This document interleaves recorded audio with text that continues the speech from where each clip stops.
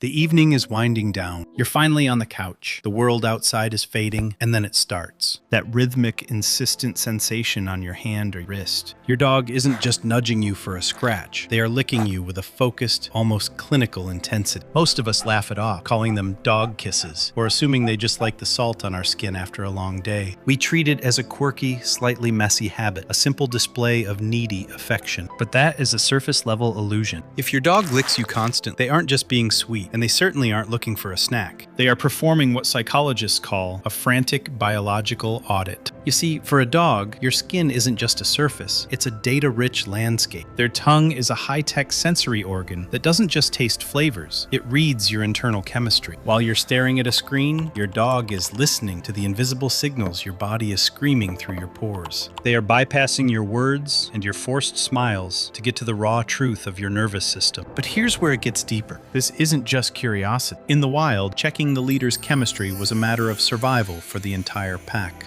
When they lick you now, they are checking the pulse of their world. They're desperately trying to figure out if you, their anchor, their protector, their entire version of home, are emotionally stable. Most owners think their dog is just being demanding, but what's really happening is that your dog has sensed a structural shift in your mood that you haven't even admitted to yourself yet. They are using their sense of taste to navigate the fog of your emotions, trying to find the version of you that feels safe. And the science of what they find in those kisses makes this connection almost hauntingly beautiful. But here is where the audit becomes a sacrifice. Have you ever walked through your front door after a brutal day? The kind of day where your shoulders are tight and your mind is a storm of silent stress? You think you're hiding it. You keep your voice steady and your movements calm. But the moment your dog's tongue touches your skin, the mask is stripped away. In dog psychology, this is known as sensory microdosing. When you are stressed, your body undergoes a violent chemical shift. Your adrenal glands flood your system with cortisol, and microscopic traces of this stress scent escape through your pores. To your dog, you aren't just acting differently, you literally taste different. While most people in your life are fooled by your "I'm fine," your dog is tasting the bitterness of your anxiety. But they aren't just identifying the pain, they are attempting to absorb it. In the wild, allo-grooming, the act of one animal licking another, is the ultimate social medicine. It's a biological tool used to lower the heart rate of the entire pack. When your dog licks your hands after you've had a fight with a loved one or a failure at work, they are performing a cleanup of your emotional toxins. They are literally trying to lick away the cortisol. And this is what most owners miss. In their desperate attempt to soothe you, your dog is also trying to soothe themselves. Because you are their safe anchor, if your internal chemistry is off, their entire world feels tilted. They aren't just kissing you, they are drowning in your reflected stress, and they are using their tongue as a lifeline to pull both of you back to the surface. But there's a limit to how much of your weight they can carry. And when that limit is reached, the quote-unquote audit turns into something much more desperate. But here's where the connection starts to weigh on. If the audit reveals that your stress isn't just a passing cloud, but a permanent storm, your dog enters a state of calculation of vulnerability. In the wild, a pack is only as safe as its leader is stable. When your dog licks you incessantly while you're anxious, they aren't just trying to fix you, they are trying to save their own sense of reality. They are looking into your eyes, tasting the rising cortisol on your skin, and asking a silent, desperate question. Are you still my anchor, or is our world about to break? Most owners misinterpret this. We see a dog that won't stop licking, and we think they are being needy or annoying. We might even push them away. But watch close, this is the threshold of the soul. If your stress is too loud, the dog's cleaning ritual fails. The golden thread of connection we talked about, it starts to fray. This is when the behavior shifts. It becomes frantic. It becomes mechanical. Your dog might start licking the air, the floor, or the couch cushions. In dog psychology, this is redirected compulsion. It means they've taken on so much of your emotional static that their own nervous system has short-circuited. They are no longer licking to connect. They are licking because they are drowning in the very emotions they tried to take from you.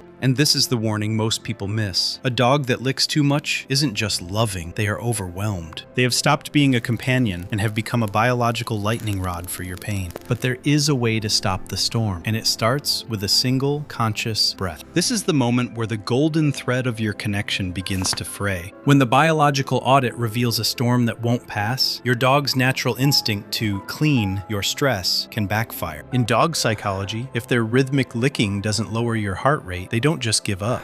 They try harder, they lick faster, they become frantic. Most owners see this and think their dog is being obsessive or annoying. We might even push them away or tell them to stop it. But look closer at their eyes. This is redirected compulsion. Your dog has taken on so much of your emotional static that their own nervous system has short-circuited. They are no longer licking to connect. They are licking because they are drowning in the very cortisol they tried to take from you. They've become a biological lightning rod for a strike they weren't meant to handle. But there is a kill switch for this cycle, and it's the most powerful tool you have as their leader. To stop the frantic licking, you have to stop the internal noise. You have to step back into your role as the emotional anchor. It starts with a single, conscious choice. Put your phone down. Drop your shoulders. Take a deep, slow breath that expands your chest. Then, instead of pushing them away, place a calm, firm hand on their side or chest. In that moment, the audit ends and the co-regulation begins. By manually calming your own nervous system, you are sending a silent command through the skin. I've got it from here. The world is safe again. You can let go of the guard. Watch what happens next. The licking will slow. Their eyes will soften, and then they will let out that long, shuddering dog sigh. That is the sound of a soul finally being allowed to rest. This brings us to the final, most profound layer of the audit. When the licking stops and the sigh is released, a transformation occurs. You have successfully crossed the bridge from being a person who is in their life to being the person who is their life. In the world of 2D animation, imagine the walls of your house slowly fading into a gray, transparent mist. The furniture vanishes, the roof melts away, and all that's left is a vast, dark void. But in the center of that void, there is a circle of warm, golden light. You are standing in that light, and your dog is resting at your feet.